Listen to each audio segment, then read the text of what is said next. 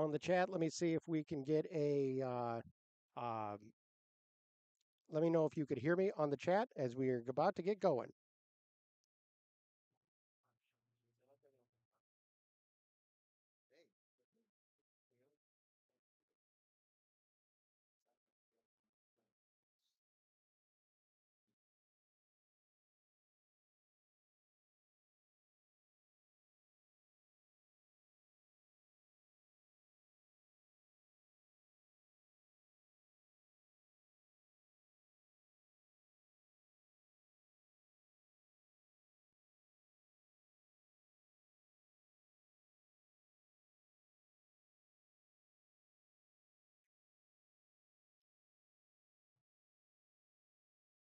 How you doing, everybody? I'm Ken Bykoff, and welcome to the Peegs Postgame Live. Indiana 76-57 winners over Miami of Ohio here at Simon Skjodt Assembly Hall. As cleanup continues, you might end up hearing in the background a little bit of leaf blowers. That's kind of how they clean up the popcorn at Simon Skjodt Assembly Hall after everybody leaves. But the Hoosiers turn in an interesting performance. I don't think this is anything that's going to make anybody feel any better about this team. But the Hoosiers only led by 3 at the start of at halftime.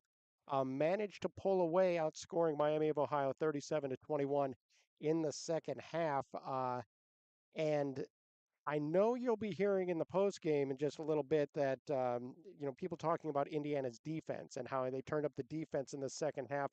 I more take it as Miami of Ohio kind of struggled to knock down shots because they did have open looks, and so that to me is somewhat of the challenge for this one. 812-393-2600 is the number. The lines are open, and we're waiting for you. And I really want to hear your thoughts on this ball club because this is an outing that, again, it's a 19-point win, and that's solid. That's a hell of a lot better than a 2-point loss.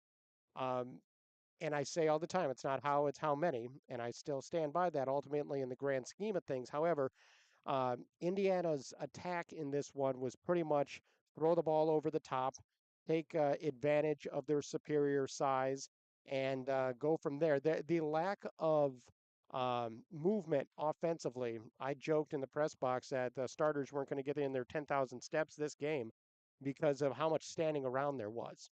And that to me is one of the challenges. Also a challenge, obviously, I haven't changed the transition. There it is. So you can call now. That's at least live. That I went ahead and moved the notice over on that. Some of the positives in this one off the bat. Let's talk about Malik Renew with 19 points on 8 of 15 shooting. He added 7 rebounds and an assist in 29 minutes. Umar Ballo, 14 points on 5 of 6 shooting. He added 18 rebounds and 6 assists, a couple of blocks, a steal, had a couple turnovers, but Ballo was unstoppable, as he should be, against a team like Miami of Ohio. And, if he was a MAC player, that would be very, very encouraging. It's good to have a good game. Don't get me wrong. I don't want to trash that or anything, but to me, that is something to watch. Miles Rice, 17 points on 6 of 7 shooting, 2 of 3 from 3-point range, made all 3 of his free throws, 2 rebounds, 1 assist, and 3 turnovers in 30 minutes. Uh, Miles Rice was very good against this MAC team. But that 1 assist does stand out to me. When Omar Ballo is able to get 6 assists and your guys who's ostensibly your point guard gets 1, that's a bit of a concern.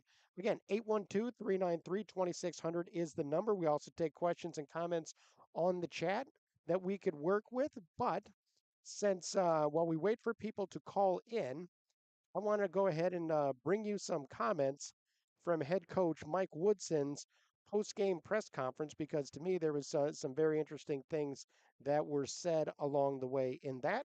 So here is Mike Woodson's post-game press conference.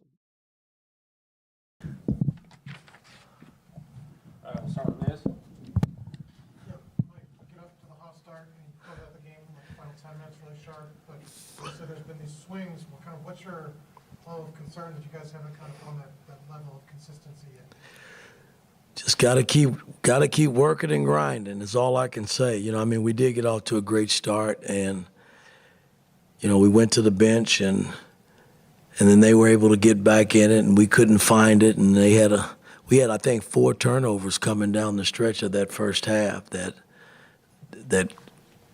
gave them the opportunity to get back into the game. And you go in up 3, you got to give them credit because, again, we controlled it early, but we let it slip away. And these are growing pains, man. We got to just, when you get a team down, you got to just keep stepping and building. And we just didn't do that early on. Daniel and Tom? Yeah, on Umar, when I say he had 14, 18, and 6, do you kind of feel like he's almost kind of found his niche here? Well, I mean, I'm pleased with his play. This is really the first time Ballo in his career has been featured. And, I mean, he's such a big load, and, we had the size advantage tonight, and I thought we took advantage of it, especially in that stretch where I think they went like 6 minutes without even scoring, so our defense was pretty good. And then, we were able to, get the ball inside the Ballo and Malik to make plays. Tom and Todd? Mike, you did have 16 turnovers tonight. I know that's a number that's way too high from you. How much of that is just like not the best passing lanes or things like that, or is there something you can pinpoint as to why there's so many? Well, right before the half, I'm thinking time, scoring situation, and our players are still thinking home run plays. I mean, we were just taking chances on passes that just weren't there and doing things with the ball off the dribble that just wasn't there. So these are things that, man, we gotta fix, and because moving forward, once we start playing Big Ten basketball, plays like that can really put you in the hole with these good teams. Todd and Zach? Mike, a good defensive performance tonight in terms of shooting percentage. Where does this game fit in terms of the path towards creating a defensive identity for this team? We still got work to do, man. I mean, even though they went 6 minutes without scoring the ball, they still had good looks. And the looks came on our inability to not switch correctly. We screwed up so many switches tonight, I thought. And those are things that I just got to get us right. When you switch, that means you got a body on a body, and nobody's breaking free for easy shots. So we got to clean that up. That's something that we got to continue to work on and practice to get better. Miles Rice had 3 turnovers to 1 assist tonight. You talked about the turnover struggles. How much of that falls on his shoulders? Well, again, his all came right before the half. And, when you got the ball in your hand, you got to make better decisions. And I didn't think he did that right before the half. And that was the difference in them cutting the lead and we going in and up 3 at halftime. Lewin and Seth? On Ballo, well, you mentioned, he's a big load. Do you think this could be foreshadowing for what he can do in the Big Ten, and that other teams will be really conscious of him now? Sure. I mean, I think they've seen Ballo over the years. And yes, the Big Ten is big. Everybody's got big guys. 4 and 5s are huge in the Big Ten. So it won't be a surprise, when we play Big Ten schools that got, the 5 and 4 that matches Ballo and Malik. I mean, we just got to continue to get him better, and Malik's got to continue to grow because it will be a challenge each and every night that we step out on that floor once we start the Big Ten. Seth and then Will? Mike, you were really getting on McKenzie several times tonight. Obviously, he had a tough night. I guess, especially defensively, where do you feel like he needs to improve right now? Well, again, listen, it wasn't just McKenzie. I mean, our perimeter play from a defensive standpoint, even though we got them to miss shots, I look at the big picture, man, in terms of, how the ball is being moved, and if we're switching, are we switching correctly? Once the ball goes up on the glass, are we in position to rebound the ball? We gave up, I think, 15, 16 offensive rebounds. I mean, it's just way too many. These things we got to fix. Will and then Josh? Kind of following up on McKenzie, do you think his offensive struggles tonight and his lack of defensive focus were correlated? Well, again, I mean, he didn't have a good night. I mean, I ain't taking anything. Mac has been playing pretty good basketball for us. He had a tough night, and again, he'll bounce back. We'll start back on the practice floor tomorrow and get him back going and get him ready for Monday. Last question, Josh. Coach, you said on Tuesday that 46 points in that second half was a bit too much. Tonight, just 21 in the second half. How pleased are you with that? I'll take it. I'll take that all day long. I know if we do that, we'll put ourselves in position to win basketball games. Thanks, Coach. The number is 812-393-2600 with your calls. And joining me right now to talk over this game is Peegs.com's own Trevor Andershock. And Trevor, your thoughts on this game and just kind of, where this team is at this point as they head into the first Big Ten action. Yeah, I think most people are disappointed with tonight, even though you have a 19-point victory. Um, the biggest thing I was disappointed about, and I talked about this on Peegs.com, just kind of reverting back to what we were seeing earlier in the season. I thought against Sam Houston State, you saw some new stuff, new wrinkles on the offense end, change the defensive philosophy. Tonight, you revert back to that, what we've seen for basically the past 3 years. You give up wide open threes on a consistent basis. If Miami makes a few more, it's a totally different game. So I thought that was the biggest disappointment in this. I thought the effort was okay. Obviously, we wanted to see a little bit more urgency on the offense end, take care of the ball a little bit better. A lot of unforced errors tonight, but overall, it's just kind of the disappointment of reverting back to the things we saw earlier in the season. Because they were real effective when they ran some small ball against Sam Houston State, and you didn't see any of that. And yes, they had a size advantage against Miami of Ohio, but I would like to have seen them throw that wrinkle out against a team that is just at least a step above Sam Houston as you go into the Big Ten to see if that's something that was going to work. Yeah, I mean, the size-wise, it was basically the same between Miami and Sam Houston. Why not continue with the stuff you built in against Sam Houston? Spread out the floor a little bit more, get more off the ball actions. Tonight we saw the lane completely clogged again, giving Miles Rice and Galloway really no room to work when they do get downhill. Like you said, I thought you could really build on what you saw from the Sam Houston State game, but we didn't see any of it tonight, and I thought that was really strange almost because, like you said, the size advantage really didn't matter. You could do whatever you wanted against this team. Work on something that you could take going forward, and something you can use against better teams. And we didn't see that tonight. Well, and one of the challenges, you can't necessarily work on stuff when you're trying to win a game and you're letting a team stick within 7 points, 7 to 11 points. It's hard to go ahead and work on stuff, but that's what these games are supposed to be for. Yeah. You're supposed to be able to put these teams away early, and the Hoosiers aren't doing that. Yeah, and I think part of that comes from the turnovers. And it's not like, Miami was a Louisville type of team where they're really getting up into you and forcing the turnovers. Tonight, there was the ball going through your hands or stepping out of bounds on the catch. It's simple stuff that you see from, middle school teams. Right. And it should not be happening with a team of this caliber. Well, and you mentioned the defense, and I know that that's something Mike Woodson talked about. I was not blown away by their defense tonight. Yeah. And you had situations at one point. Anthony Leal missed a switch and gave up a backdoor layup. You had another situation where Miami of Ohio shooter, I've drawn a blank on the kid's name, airballed a three. He was wide open. The ball went out to him. Nobody tried to close out. Nobody made a move. Everybody was just watching the play. That lack of awareness and that lack of communication, you had guys running into screens left and right without nobody talking. All of that is a huge concern, even in a 19-point win. Yeah, and I thought we saw Indiana get over the top of screens against Sam Houston State much better than they have in the past. And tonight, like you said, it reverts back to getting stuck up on the screens, forcing the scramble. Once you get into scramble situations, no team is going to look good defensively. Right. And they don't have the size or the elite quickness on the perimeter to make up for it.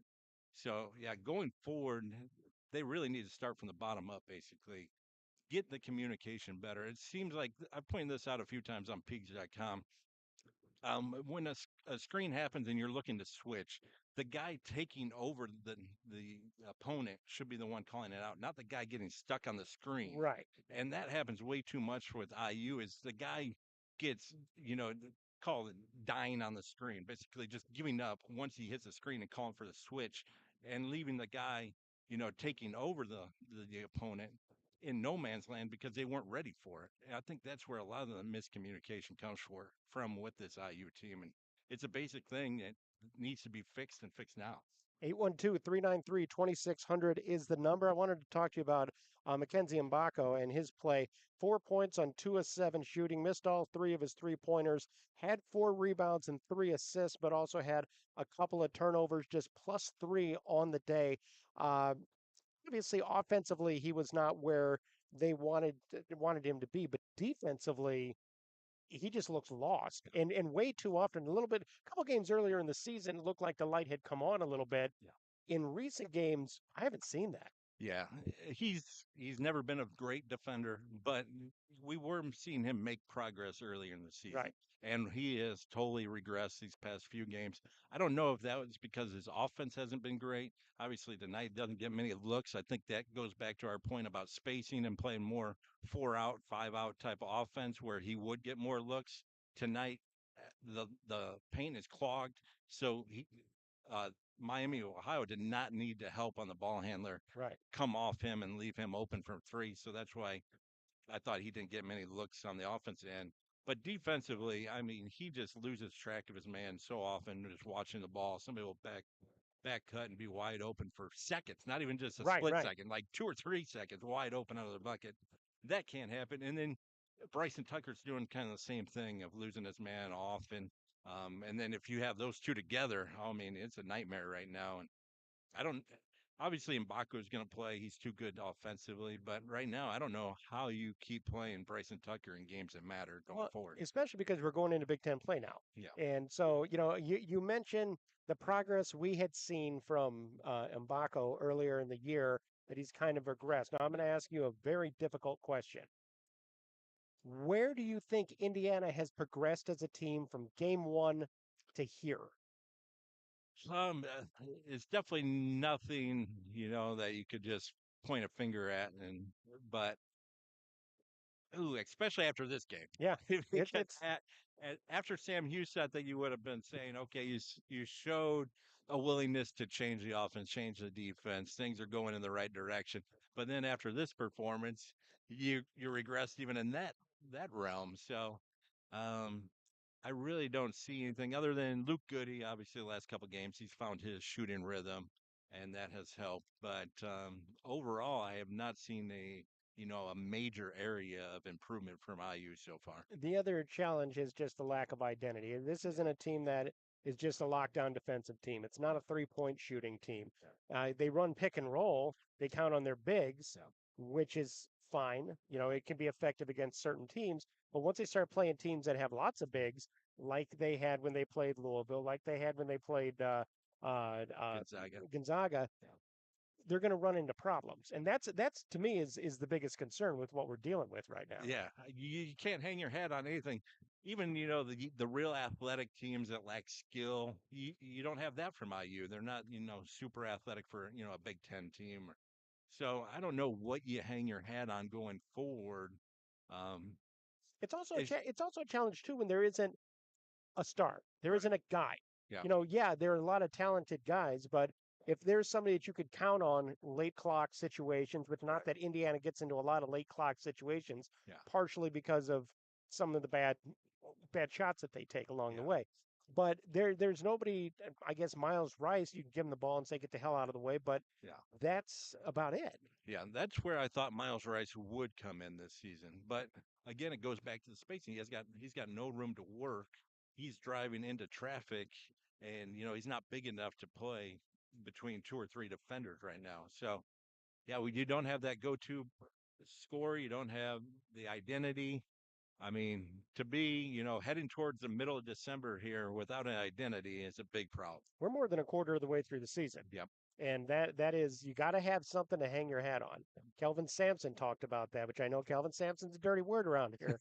He's a damn good basketball coach. Yeah. And that is something that he would talk about all the time. And you just don't have that. Now, again, it's a 19-point win over a mid-major. I don't want to be super negative because they won the ball game. They won by 19. Yes, there's all of that. However, I want to talk to you about Assembly Hall and kind of the fans that were here. A lot of empty seats. It's a Friday night. Uh, 7 o'clock tip off. Seems like it would be an ideal time for people to be able to bring their families and do all of that.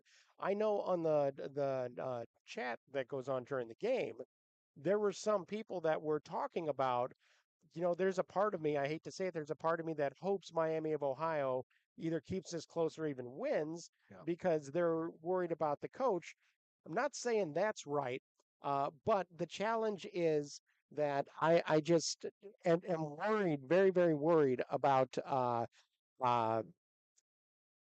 this apathy that seems to be setting in. Your thoughts on some of that? Yeah, we've seen it throughout the non-conference here. Either late arriving crowds or, both balconies basically being wide open. Tonight, the student section looked like it was going to be very, very sparse, but then they did end up filling in as the game started. Um, but yeah, you do sense a lot of apathy coming into the program. You see some more boos when Mike Woodson's Yeah. announced. It's not overwhelming yet, but it's certainly noticeable. And, we got to that point under Archie Miller where people just quit coming to games, quit caring about it. Lifelong Hoosier fans who don't even check the score, don't watch the game on TV anymore. I don't know if we're quite there yet, but it seems like more and more are joining that party by every passing game. Yeah, and that to me is a real concern because when you do get to that situation, it gets real toxic. Yeah. And it gets real toxic real fast. And you can't turn it around. Right. Basically, once you get there, it's basically over. Yeah, and that's something I've talked about with football in that, it is when you get to that point, then what you're asking for is for people to then admit they were wrong and this guy is the right guy going forward. And that's real, real difficult to do because people, it just as human nature, have a tough time admitting they were wrong. Yeah. And so that to me is one of the biggest challenges that we're dealing with. And for the most part, I think IU fans have wanted Mike Woodson to succeed. They've, most of them have given him more than one opportunity to show that he is the guy to get this headed in the right direction. So once you see more and more people leave the ship, basically, I think that is a major warning sign going forward. Yeah, and again, the challenge with all of this is the fans desperately want this to go well. Yeah. They want it to work, whether it's Tom Crean or Archie Miller or Dan Dockich or anybody who's been head coach over the past several years. Right. They want it to work. They want it to be the way it was. Yeah. And so when you have Miami of Ohio come in here and Indiana gets off to a 14-3 start, and then they just kind of keep them at arm's length until a little bit later when it just felt like Miami of Ohio had missed enough open shots and ran out of gas. I think that is where the challenge is because they want to see this team come out and put together a really good 40 minutes of basketball. I don't think we've seen that all season. No, we haven't. And tonight was another great opportunity to do it. This is a way overmatched team. They do not have Big Ten talent pretty much at any position. IU should have been able to roll the ball out and dominate from start to finish. Right. You expect a D1 team to make some shots and have a run or two to make it, semi-close here or there. But this game should have been in the 19, 25-point range throughout instead of having to blow it open in the final 8 minutes. Well, and having Malik Renew playing multiple starters playing minutes late in the game. Yeah. And that's going to take its toll. Yep. As the season goes on, you don't want a guy to have to be out there. We look at the minutes numbers on this. Miles Rice plays 30 minutes. Malik Renew with 29. Omar Ballo 28. Trey Galloway with 30. Mbako plays 24, but basically because defensively he's such a liability. Yeah. And Luke Goody comes off the bench and plays 25 points. Luke Goody, by the way, the only bench player to score a point tonight. As IU got nothing from Anthony Leal, Bryson Tucker, Langdon Hatton, or Ja'Kai Newton. Now, some of the Hatton and Newton came in just right in garbage time right at the end. Leal plays 14 minutes. He's not a scorer. Tucker is expected to do something, but against a MAC level team, again, that to me is the concern because there's a lot of flaws in what they're doing. And while you go through that, you see they only played 8 guys basically in a game against a MAC school. You expect to play an 8-man rotation in a Big Ten tough game. not this early in the season against a MAC level team or program. It's just another warning sign that you have to play these guys major minutes, possibly wear them down going into the Big Ten season, and really have to work to open this game up. Absolutely. Well, Trevor, I really appreciate you joining us and coming and giving your thoughts and keep up the great work over at Peegs.com. Appreciate it, Ken. All right, thank you very much. 812-393-2600 is the number. Line is open. We'll stay on for a couple more minutes. Look, I know that it is Friday night, and that you have other things that you may want to do, but we do want to hear from you because Lord knows that we know you have plenty of thoughts on this game. I'll say that. Thanks again, Trevor. Uh, there's somebody on Twitter that I had asked that question during the game as the games go on and you see teams get better. What has IU improved on from game one to this one? And one of our Twitter followers says winning with little effort. And I would agree with that. That is, they are not turning in the effort that maybe they need to be able to put things around. Um, you know, there's somebody else says what is improved, and they say the program's driving me away from the broadcast. If there's anything else of interest on television, that whole apathy thing is pretty challenging, and it's something to struggle with, to say the least. Gritty on the chat says, "I've been to one game, and I'm a season ticket holder. Apathy has set in, and yeah, that is the challenge. Is just that apathy that goes along with how it is how things are going along. Fan apathy, getting frustrated watching this team turn in these performances that they just want so much more from these guys, and that is a challenge. I mean, it just that simple. Um, how do you overcome that? You got to string together some wins, and you got to string some games together that are fun to watch and is good basketball. Douglas says no effort, no fire. At least Crean's teams played hard, and I think about um, Crean's teams, especially his first two, which went 6-25 his first year, and then I think 10-23 his second year. Could be wrong about that. I'm getting old. Turned 51 today, and so the brain's starting to go. But the challenge is that those teams played hard. Yeah, they pissed away a game at home against Lipscomb that year.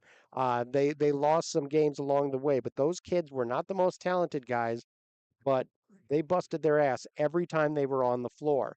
And that isn't the case. That's people aren't seeing. People respected that team. Only won 6 games, but everybody knew they were shorthanded. And Assembly Hall would light up for those kids and really respect the effort that they were putting forward. Here we are. Fast forward to today, and Indiana's winning, and so that's a positive, but it's a different world. You have NIL money. People are giving their own money to the basketball program to support things. They want to see guys out there really working hard and busting it up, and uh, they're not seeing it. And so I understand where this frustration is coming from. And it's one of those things. Thank you. I appreciate the birthday wishes, fellas, on the chat. I really appreciate that. Ryan says, I wish Mbako had a little fire in him. Looks like he'd rather be anywhere else. I think that's just his demeanor. He is more of a calm guy, and that's kind of just how he always conducts himself. But um, yeah, it's frustrating because I know that there's one time there in the second half where he is coming down. No, it was in the first half, and Miami of Ohio was bringing the ball down. He got screened off and just kind of wandered off and left a wide open three. He thought Renew was going to switch, but Renew just kept kind of dropping back, and the kid knocked down a three in their face. That communication is not really happening, and that to me is one of your biggest challenges as well. Uh, just because you are you, I don't want to hear the uh, I don't want to hear the excuse these guys are new anymore. They haven't played a ton of games together. But we're more than a quarter of the way through the season. And so it's time for these issues that are understandable in the first couple of games to get cleaned up. You heard Mike Woodson talk about how we're got to get it fixed. We got to get it fixed. We got to get it fixed. Well, damn it, fix it. Fix it. How long do we wait for it to be fixed? That's the question. 812-393-2600 is the number. Let me go ahead. I see we have a caller. Caller, if you give me your name, where you're from, and what you got. Yeah, Michael here, Southwest Florida. You wanted to call because you had a good little transition there. There's a play you commented on in the Peegs game, and I think it was the second half, I believe, where one of the shooters, I can't remember if it was an out of bounds play or exactly what it was, but there was a play where basically three Hoosiers watched the guy take a wide open three. Yeah. There's a lot of miscommunication on the defense, and sorry if you've already brought this up, but it was one of those where it's like, I mean, how does when you go back and watch that on the tape, you have to be furious as a coach. Yeah, you have to be because and everybody watched it. Nobody closed out. Nobody put in that effort to even just get a hand up to try to distract him. Now the kid airballed it, but the whole thing is Indiana fans are basketball smart fans for the most part. And they see that, and that's their frustration. And I'm sure that you were the same way. It's like, my God, everybody knows in high school you close out on a shooter, even just to give him something to see in his periphery. Nobody moved. Everybody just watched. And they got lucky that he airballed, but that's not going to happen against some of the better teams in the Big Ten. I mean, there was a major talent difference between those two teams. There was another play in the second half, I believe, where I think it was Rice. Somebody put a back screen on Rice, and Ballo made no effort to help at all. And clearly some communication, but it was just the effort was. I'm not one of those guys that watches the games and always says we just didn't have enough fight. That's normally not the way I am, but this team is just it's obvious they just lack enough. Yeah, and you wonder where that comes from too, and how that ends up that way. Because, like you said, um, No. it's just when you're out there and you're playing, uh, how do you not get up for this? How do you not turn it up? Especially if it's look, if you're up 30 and you give up a couple of those late in the game, that's one thing. But it's a 3-point game at halftime. So again, all of these are little red flags in a 19-point game that you got away with against Miami of Ohio. I don't know if you're going to be as lucky against some of the Big Ten opponents out there. You said, I wonder where that comes from. Any organization takes on doesn't matter if it's a business, team, sport, whatever, it takes on the identity of the boss. And you hate to say it, but low energy starts at the center. Yeah, I mean, look, I think back to that Louisville game, and Louisville's going on some runs in the second half, and there wasn't a lot going on the Indiana bench. And all of these things, keep piling up, and you keep waiting for something to change. And that's why when Mike Woodson says we're going to get it fixed, we're going to get it fixed, we're going to give it fixed, fix it. Let's see it. And if it's got to come from the top, you better step up. And by now, that kind of thing should be realized. But here we are. I'm worried we're in for a long Big Ten. It could be it could be a challenge. Well, I appreciate the phone call. I am jealous of you if you're down in South Florida, that you're enjoying the warmth when it's so cold out here. But I appreciate the call. Thank you so much. Thank you, Ken. 812-393-2600 is the number. A couple of more minutes here. Doug says, Goody gives effort every play. Who else? And why does Mbako inbound the ball? He's a bad passer. Rather have Gallo. Gallo makes his mistakes as well. Uh, you look at Luke Goody, 9 points on 2 of 5 shooting, 1 of 4 from 3-point range, makes all 4 of his free throws. Again, the only guy off the bench to score, plays for 25 minutes. I like the way that kid goes about things for sure. Uh, and I also like his fire. He's one of the ones that does seem to get it.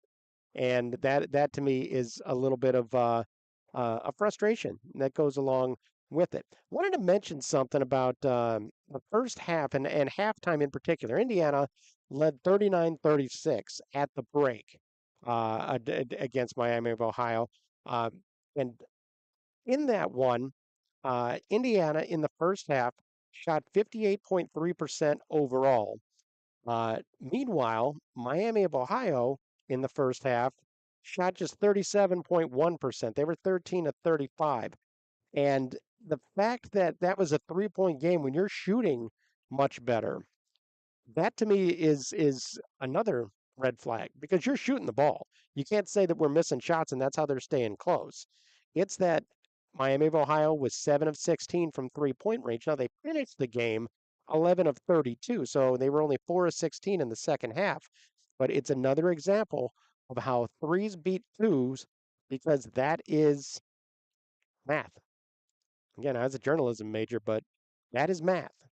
And when you have a team that's going to be able to knock down some of these open threes that they get, like teams in the Big Ten, it could be a very, very different outcome.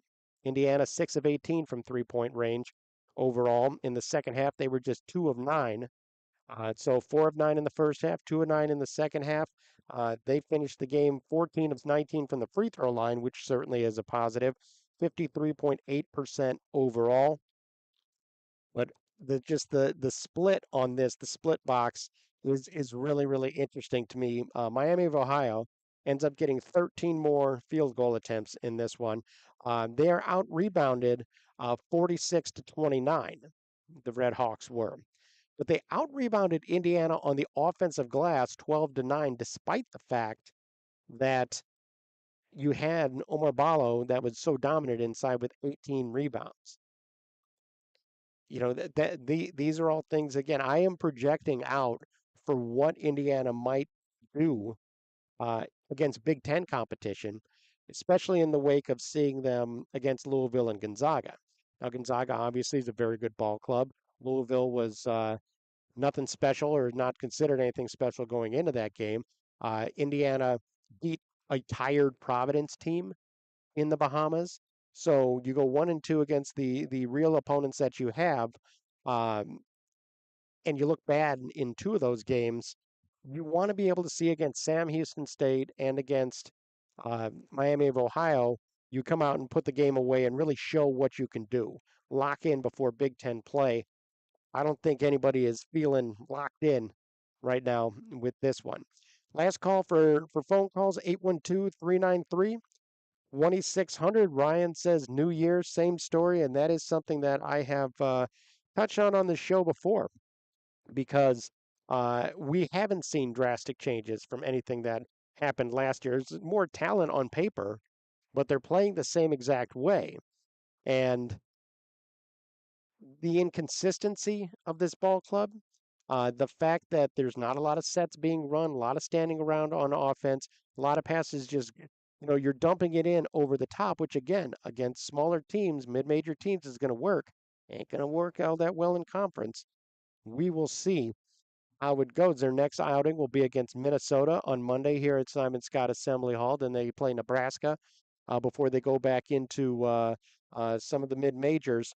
But this is a ball club that has a lot of questions still left, to say the least. One thing, Omar Ballo, again, 14, 18, and 6. There's nothing to sneeze about that. He also asserted himself physically in a way that he previously hasn't. And he was asked about that in the post game, and he talked about it being fun that he was able to do that. He knew that they couldn't stop him, and that's great. But you also heard Mike Woodson say the flip side of that, that every Big Ten team has big forwards and centers, big guys that they could run at him. And so to me, this was nice. It should have been a confidence building game. I don't know that that's what happened in this one. We got nice outings from Balo and Renew, and Malik Rice had a nice game. Um, did it build overall team confidence? I would suggest that no, it didn't. But it was a win, and a win is better than losing. Uh, we'll see how it all plays out. But Indiana has themselves a challenge. Ryan says on the chat, watch Penn State last night and thought there's no way we're hanging with them. Maybe. We got a lot of questions for this season going forward. And once again, I appreciate everybody that's listening on the live stream. Obviously, you could always hear this show after it's over on the Peegs podcast feed. I hope you subscribe to that. I'm told because see, I'm old. I'm not good at this stuff. Uh, click the bell and subscribe and all that to the Peegs YouTube channel so you get notified when we go live. Please do that because I'm going to be live after after the Penn State. Now who are they playing? After the Minnesota game, and then after the Nebraska game. All these Big Ten games, I'm going to be live and want to hear your thoughts. And call me if you need therapy. We're basketball therapy over here too. Lord knows I've did the call-in show for football for 14 years. Not a lot of therapy this year. In past years, there was plenty. And this season is shaping up to possibly be a therapy kind of season. A 76-57 win is a lot better than losing the game, but there is plenty of reason to be concerned. We'll see how it all plays out. That's all the time we have on the Peaks Postgame Live. I want to thank you for listening, and I want to remind you to visit Peegs.com for the very best in IU football and basketball coverage you're going to find anywhere. Nobody covers Hoosier recruiting better than Jeff Rabjohns, Matt Weaver, Trevor Andershock, and Jared Kelly. So come be a part of a thriving and exciting community at Peegs.com. Folks, you are not going to be disappointed. Folks, we're out of time, but for now, and for Jeff, Matt, Trevor, and Jared, I'm Ken Bykoff saying thanks for listening, everybody.